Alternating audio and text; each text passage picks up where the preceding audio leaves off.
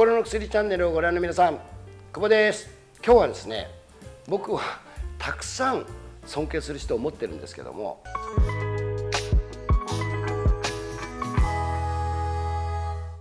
今日はね、僕が北九州なんですけども、その地元で、有名な建築デザイナーの内装とかのデザインをする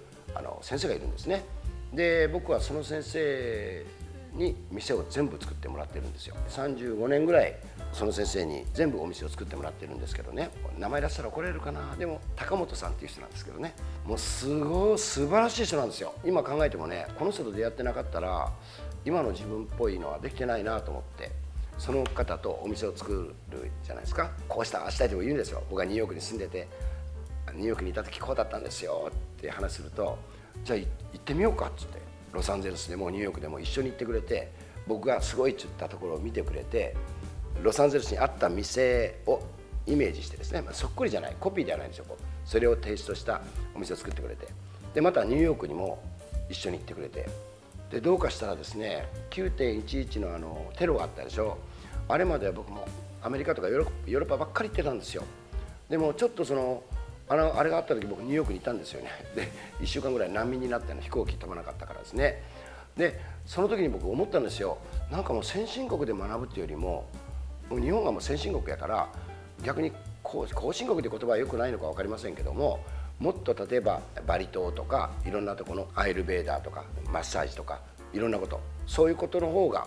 癒してあげるテクニックとかの方がいいんじゃないかと思って、それからその方に相談したんですよ。そしたらバリ島みたいな雰囲気の店にしたいんですよってなって、そしたら久保さん行こうやって言ってですね、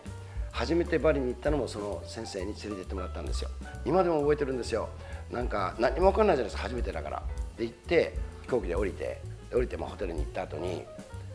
空港の近くにジンバランっていうその海岸があってですね、そこの海岸の波打ち際までテーブルと椅子を置いて、そしてろうそくでレストランで食べれるんですよ。砂浜で流しっていうんですか、演奏する人が来てなんとなくいい感じの音楽を演奏してくれたりして、もうその時のね夕日はね一生忘れません。バリ島に凝ってしまって、でその先生と2人でなんかもう家具屋もしようかっていう話になって、もうバリ島に何回も行ったんですよね。でバリ島でアンティークの古いねチークでできた本当にいいテーブルとか椅子とかをねいっぱい買って、コンテナの一番大きいやつにも満タン入れていって買ったりしたこともあるんですよ。でも最後はバリ島にもう売ってない、もう回ってしまったから、隣のロンボク島っていうその島まで渡って、そして買ったりしたこともあるんですよね。今考えたら僕の人生のなんかちょっとぶっ飛んでる感はその先生から導いてもらったのかも分かんないですね。今はねバンコクがいいよってなって、僕もなんかバンコクって活気もあるし、なんかバンコクっぽい店も作ってみたいなと思って、またそれも行ったんですよ。そしたらちょっと話してたら、米軍基地で使ってるテーブルとか椅子とかね、かっこいいんですよ。アンティークのやつ、昔のやつね。そんな感じの店を作りたい。バンコクってなぜかしらそういうショップが多いんですね。そういう多分戦争の時に流れてたのか分かりませんけども、して2人でかっこいいバーがあったんですよ。で2人で行ったらもう全部素敵なんですよ。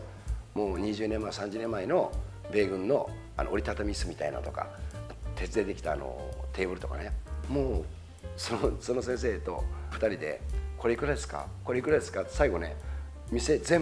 この店全部中の全部買うんで売ってくださいって買って帰ったこともあるんですよ。上海ルネッサンスって名前にして、ルネッサンスって店を出そうと思って、上海みたいなちょうど東洋の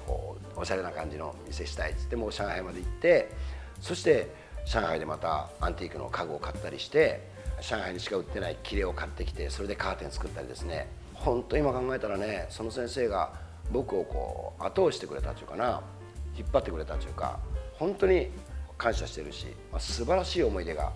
いっぱいあるんですよ。2人でバンコク歩いてて、めちゃくちゃいいかっこいい建物があったんですよ。なんか肩流れの斜めになった感じのね屋根がすごいかっこいいんですよ。モダンで片方は全部ガラスでかっこいいっつって2人で写真撮って、そのまんまの建物を建てようって、僕の店の黒崎店はその時の写真のまんまを再現したんですよ。で作ってみたら天井を全部ね木にしようってその先生が言い出して、で出来上がったの見たらボーリング場をひっくり返したみたいな斜めになってて、全部が綺麗ですね。今見ても素晴らしいですよね。僕尊敬する人にたくさん出会ったから今があるんかなと思いますね。今考えたらその先生が今回はさちょっとゆっくりしようよってことになって、今でも忘れないんですけどね、バンコクにねサヤムアットサヤムっていうホテルがあるんですよ。そこに行ったんですよね。その先生曰く、まあ相当前ですけどね、今最高におしゃれなホテルじゃないかなっていう感じで行ったんです。入り口入ったらクラブなんですよ。受付がクラブの中にあるんですよ。なんかすげえなと思って、ホテルに入ったら部屋もめちゃくちゃかっこいいんですよ。新しいのと古いのが融合したような感じの。一番びっくりしたのね、15階建てぐらいなんですよ。その15階建ての上にワインバーがあるから行こうって言ったんですよね。そこから見たその夜景がね最高に綺麗でしたね。ワイン飲んで音楽ガンガンかけて、当然屋根もついてないんですよ。日本でいうとビアガーデンみたいなこうビルの一番上、日本じゃないからですね、意外と手すりっていうか柵も低いんですよ。意外とこんな高さでこんな低い開放感もありありなんですね。もう素晴らしい、今でも覚えてますね。それとかちょっとこういい部屋のフロアになるとちょっと朝食はこうデッキが大きいデッキがあって、そこでこう朝食食べれるんですよ。そこで朝食を目玉焼きとトーストみたいな食べてたら、下にサッカー場があるんですよ。そのサッカー場で朝なんか健康のためにこう歩いてる人がいっぱいいたりして、もうその景色今でも忘れませんね。だからやっぱり尊敬する人は持つべきものですね。この頃なんかあまりちょっとお店もあんま作らないからお世話になってないんですけども、もうこの場を借りてお礼を言いたいなと思ってますけども、っていうか見てくれてないかもわかんないし、でも皆さんもやっぱり後々考えてみてください。あ、この人と出会ってよかったな。やっぱ尊敬する人の数だけやっぱりいい人生になるんじゃないですかね。ぜひ皆さんもそう思って大事にしていかないとですね、これから出会う人も。ということで、じゃあ僕も頑張るんで皆さんも頑張ってください。じゃあさよなら。